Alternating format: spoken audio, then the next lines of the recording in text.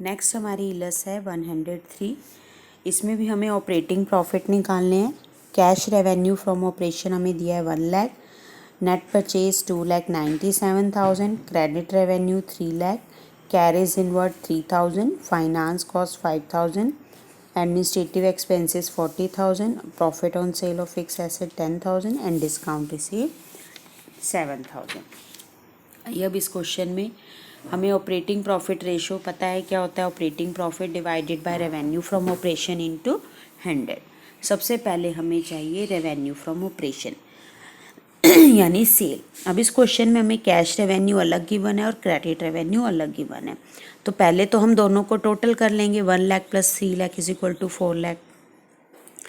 उसके बाद हमें क्योंकि ऑपरेटिंग प्रॉफिट चाहिए जिसके लिए हमें क्या चाहिए, ग्रॉस प्रॉफिट।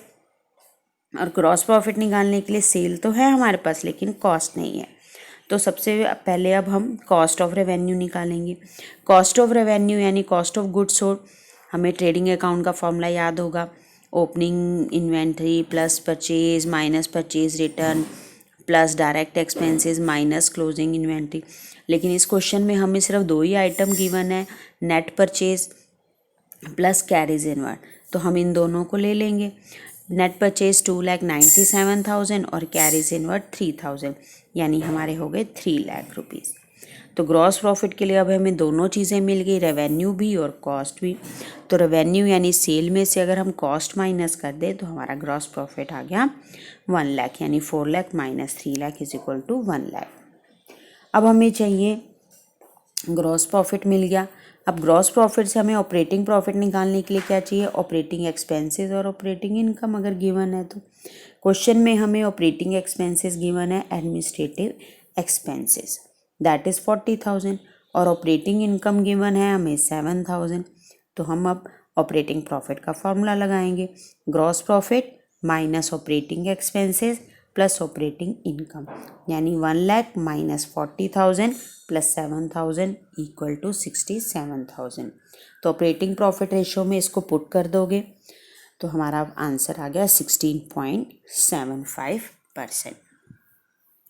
अब हम नेक्स्ट रेशो की बात करते हैं। नेक्स्ट रेशो जो है हमारी वो है net profit ratio. Net profit ratio जो है वो नेट प्रॉफिट आफ्टर टैक्स और रेवेन्यू में रिलेशनशिप बताती है। ये ध्यान रखना, नेट प्रॉफिट आपने कौन सा लेना है, आफ्टर टैक्स।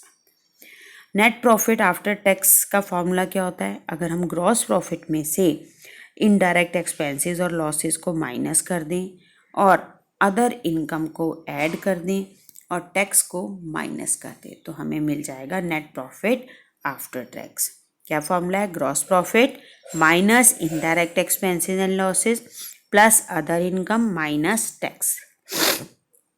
अब इनडायरेक्ट एक्सपेंसेस कौन से हैं, जो हमारे प्रॉफिट एंड लॉस अकाउंट में आते हैं, office expenses, selling expenses, interest on long term borrowings, accidental losses. अब हम इलस करते हैं।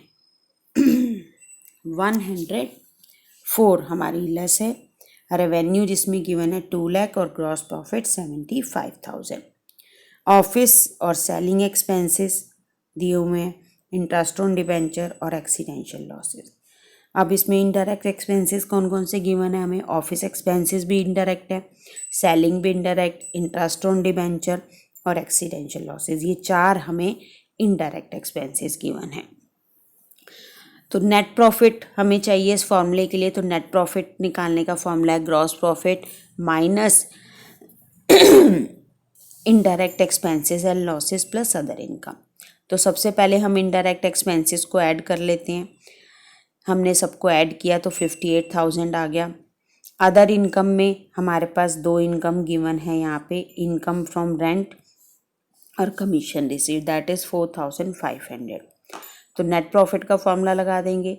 ग्रॉस प्रॉफिट क्वेश्चन में गिवन है 75,000, उसमें से हम इनडायरेक्ट एक्सपेंसेस को माइनस करेंगे माइनस 58,000 और अदर इनकम को हम इसमें ऐड कर देंगे प्लस 4,500। तो हमारा नेट प्रॉफिट आ गया 21,500। अब हमारे पास रेवेन्यू हमें गिवन है क्वेश्चन में 2 लाख, फॉर्मूले में पुट कर दोगे 21,500 डिवाइडेड बाय 2 लाख इंटू 100